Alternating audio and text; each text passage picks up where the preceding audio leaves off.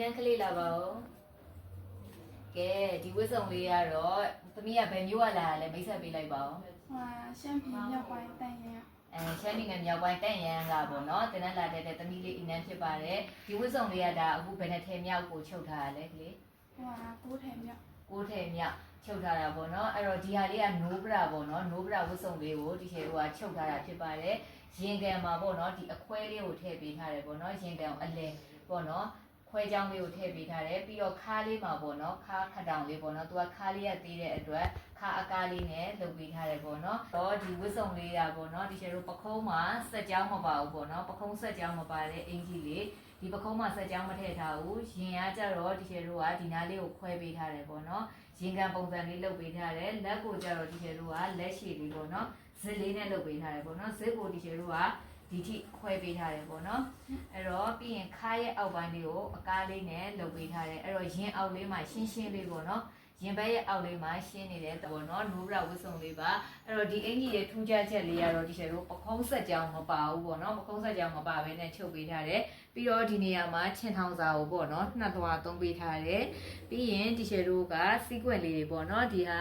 17လေတောင်လေးပေါ့နော်လေဘင်းကိုလုံးဝကတ်ပြီးတော့ပေါ့နော်ဒါလေးကိုစီးကွက်လေးနဲ့အလှဆင်ပေးထားတယ်နောက်ချမ်းမှာကျတော့ဒီချက်တို့ကနှစ်ပိုင်းခွဲပြီးတော့မှဒီချေတို့ကဒီမှာထုတ်ကျက်သေးလေးနဲ့အောက်မှာအလှစစ်လေးကိုထည့်ပေးထားတယ်ပေါ့နော်ဒီအလှစစ်နေရာမှာသမီးဇစ်ပြောက်သုံးလဲရတယ်နော်ဇစ်ပြောက်လေးနဲ့ဆိုပုံလှမယ်အဲ့ဒါပြီးရင်ဒီအင်ကြီးရဲ့ထူးခြားချက်လေးကတော့ဒီမှာလုံးဝစက်ကြောင်းမပါဘူးပေါ့နော်ဒီအင်ကြီးလေးကရှင်းတဲ့နောက်နဲ့ကိုဒီချေတို့တစ်ဆက်သေးပေါ့နော်ယူပေးထားတယ်ပခုံးလေးကလုံးဝရှင်းပြီးတော့လှနေအောင်လို့ပေါ့နော်အဲ့တော့သမီးကဒီအင်ကြီးလေးကပေါ့နော်ဘယ်နဲ့ထဲမြောက်ဝတ်စုံလေးလဲ ကိုးထည်မြောက် ကိုးထဲမြောက်ကိုးထဲမြောက်မှာတော်တော်လေးတော့လှနေပြီเนาะလုံးဝရှင်းပြီးတော့တန့်သွားပြီပေါ့နော်အဲ့တော့ဝေးရတာဘယ်လိုနေလဲကလေးအဆင်ပြေလား ဟုတ်ပြည်တယ်ချင်း ပြေတယ်အင်းချုပ်ပြီးသွားတော့ခန်းစားချက်လေးပြောပြပါ စိတ်ချမ်းသာတယ် စိတ်ချမ်းသာတယ်မချုပ်ခင်ရောချုပ်နေခက်ခဲတွေရှိတယ် ရှိတော့ရှိရစေဒါကစာနဲ့ပူပထမဆုံးတွဲချုပ်ဆိုတော့နည်းနည်းတော့ခက်ခဲတယ်အဲ့ဒါတော့မှเนาะဒီလောက်ကိုလုံးဝလက်ရအတန်လေးထွက်တဲ့အတွက်ပေါ့เนาะတော်တော်လှပါတယ်အဲ့တော့ပိုးတယ်မြောက်မှာပေါ့เนาะသမီးကိုယ့်ကိုတိုးတက်မှုရှိတယ်လို့ထင်လားဟုတ်ဘယ်လိုလေးတွေခံစားရလဲတစ်ထည့်ပြီးတစ်ထည့်ပေါ့เนาะအခုပိုးတယ်မြောက်ရောက်ပြီဆိုတော့လေကိုယ့်ရဲ့တိုးတက်မှုကိုဘယ်လိုခံစားရလဲ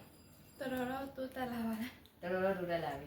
ဟုတ်ပါပြီเนาะအဲ့ဆိုရင်ဆက်ကြိုးစားပါเนาะကလေးเนาะ ဟုတ်ကဲ့ အဲ့ဆိုရင်ကျေးဇူးပါသမီးလေး